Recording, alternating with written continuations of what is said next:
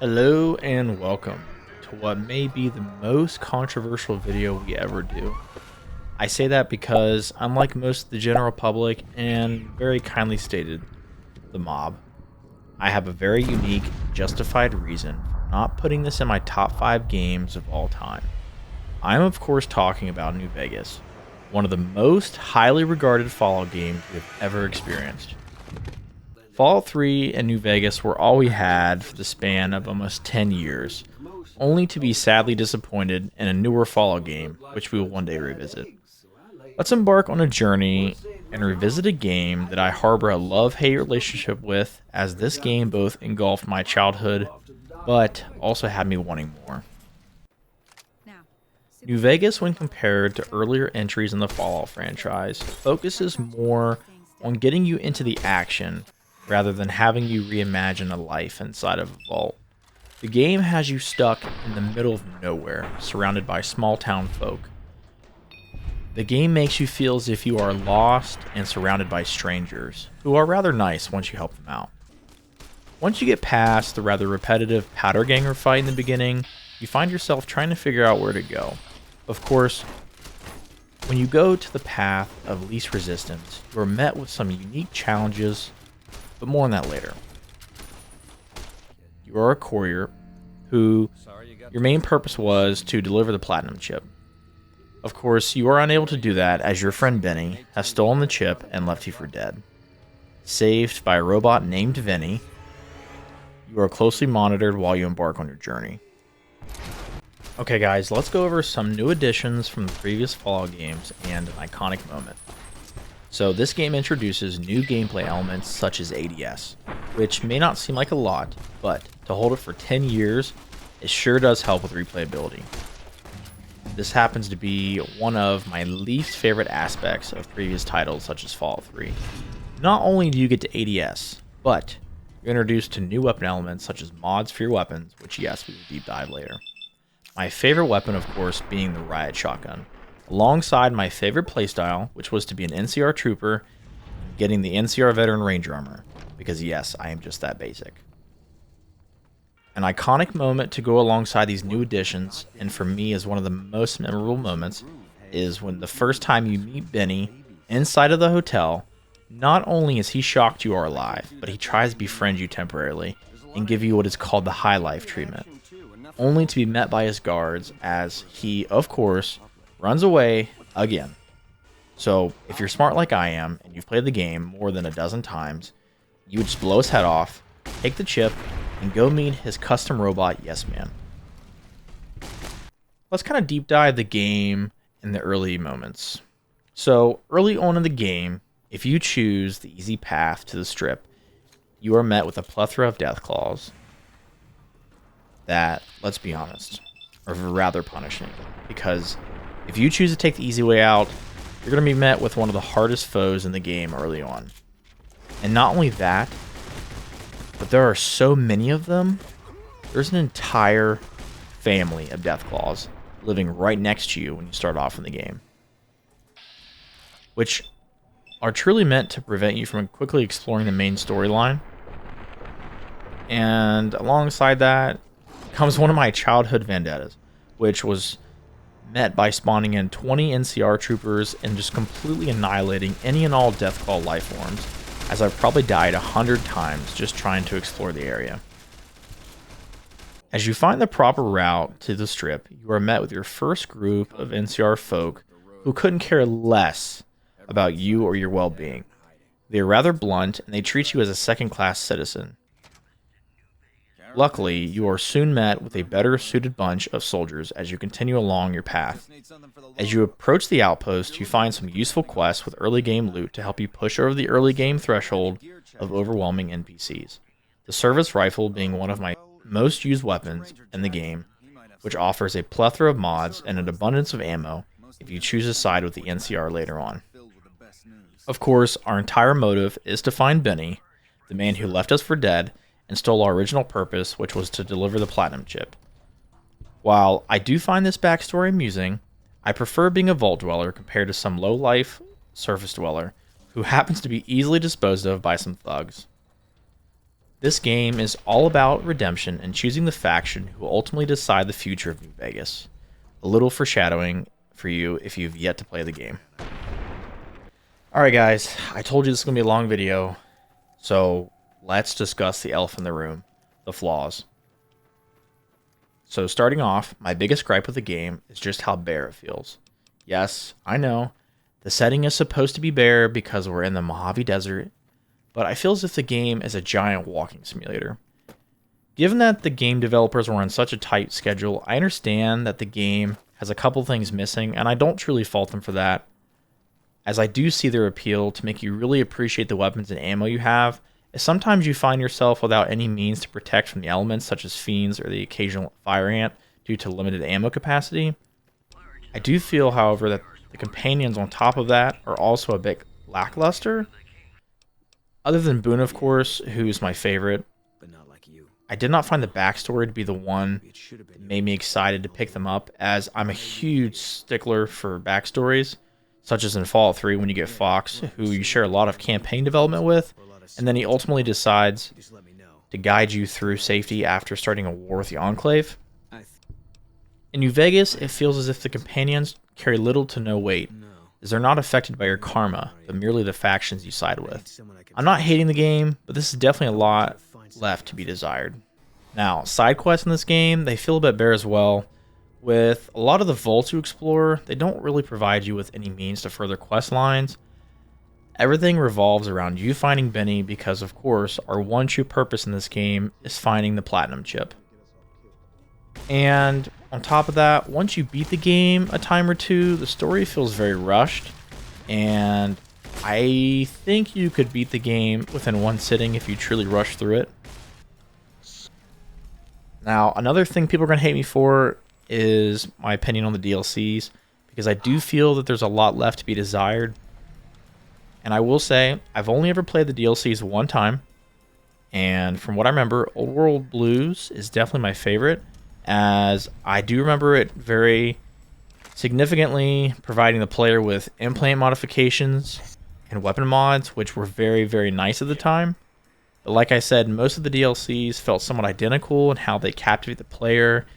And then, of course, this is something I did not personally like, as they didn't stand out to me. So, especially as a kid, I found myself only wanting to shoot the enemies and not really focusing on the story elements. So, with that said, maybe I need to revisit the DLCs now that I'm older. But as of right now, I'm still not a fan. If there's one thing I really have to nitpick about New Vegas, I think it's just the NPCs in general. They seem to be really lackluster and randomized events, as most of this game seems very scripted around you, the protagonist, and kind of the choices you make, which is perfectly fine. But in Fallout 3 and Fallout 4, I did like that things felt a little bit more randomized, and it felt like the whole world didn't revolve around the choices you made, to where things could happen in the background. That's probably my only gripe I have in terms of the NPCs themselves. Okay guys, enough about the flaws of New Vegas. Let's talk about what I love about it. So first off, let's talk about my favorite companion, Boone. He had what I felt was a pretty good story about how his wife and child were taken. This is perhaps the most I've read into the New Vegas lore, as there is so much to take in and learn. Not only did Boone's wife and child get sold, but it was sold by someone who lived in his same community. Now, with that said, because of how much I was personally impacted by this story, I did download the mod where you can go and save his family, and I have to say, I'm a little bit disappointed that in the vanilla game, there's no content to better understand and describe what happens. Yes, I know there are stuff on terminals, but in the game itself, it's very lackluster. So, on that note, without mods, I'm not very upset with it, but I'm not very happy with it either. Of course, when I think about New Vegas, I think about how much better combat is when you compare it to previous titles like Fallout 3. This being one of the main reasons I keep coming back. Although the story itself lacked the necessary elements I yearn for, the combat was so good that I find myself reinstalling the game just to relive it. And the Wild West feeling is a definite plus. Now, another thing I will say is, do not get me started on the ammo crafting and various ammo types. When I was in middle school, my friend showed me this element to the game, and I went absolutely nuts. He had a basic varmint rifle with just a suppressor, and it blew my mind because nothing like that existed back then. The ability to craft various ammo alongside weapon modifications felt so out of this world for a title this old. Little did I know that this game would still be competitive over 10 years later and be comparable to modern open world weapon customization. That's just how in depth this game went. Okay guys, let's discuss New Vegas in 2025. The game today is still worth a reinstall in my opinion. Not only can I find myself spending hours looking at new mods, but I find it very fun to re-explore and dive into one of the most challenging titles Fallout has ever given us. This game truly does not hold your hand in any way. But even though I do love this game, I could not play it today without mods. As my girlfriend constantly tells me, I love to mod this game more than I love to play it, which is generally true. I spend about twice the amount of time discovering mods and downloading them than actually playing the game. But whether that's because it breaks my game or I just lose interest since I've replayed the game too many times, we'll never know. I do find this game difficult to hate, even though I do find the game has many shortcomings. Like when I first discovered this game, I was expecting something similar to Fallout 3 in the story it offered, only to be disappointed. It was not until several playthroughs later did I fully grasp what this game was trying to be and why it was amazing in its own way. New Vegas is a game I can find myself constantly going back to just because of how much the community loved it. Little things like the ghouls you meet and the Come Fly With Me questline are such gentle spirits, yet so misguided. And with your help, of course, many things are yet to come for them. But sadly, in the game, you don't get to experience any of the effects to which you participate in, which is a huge reason I don't love the ending to this game. After I beat Fallout 4, I found myself revisiting this game and missing the dirty, nostalgic lifestyle. Because this game has so much grit to it, and it feels almost somewhat realistic. It doesn't have that cartoony feeling like the newer titles do. For me, is a huge plus, in this game specifically. The small town vibe also made this game feel unique, where Fallout 3 was just full of clutter in big areas. Alright, let's discuss my rating and final thoughts. New Vegas will always be a game that I can revisit because of modding. As the base game alone, I personally could never dive back into. But, like I said, with a decent list of mods, I can find myself throwing 5 to 10 hours of my day away, easily. That is one thing this game does extremely well. It offers a sandbox for creating your own environment to play with, giving it a feeling of creativity that Fallout 3 could never achieve for me, even with mods. This game needs a proper remaster to revamp the combat and lift some of the limitations of older generation hardware. If I could fully utilize my computer for a full mod list, I could see myself beating the game from start to finish, as the modding community has kept this game alive. Although I don't love the main story, I didn't hate it, as I felt it had some unique elements and characters I can still remember today. The game abruptly ending in the Hoover Dam battle is my biggest caveat. Not only do I feel the game should continue after this, but I want to witness the changes I have made to the Mojave Wasteland, something Fallout 3 did very well. I was really hoping this game would follow suit, but once you beat the end battle, everything you work towards is gone, and you cannot revisit it. It almost makes me never want to beat the game, which is half of the fun. NCR, to date, is still my favorite faction, but the Yes Man Robot questline is always my favorite go-to for the ending because, of course, I want my own unique playthrough, which of course offers a way to obtain almost every faction in the game.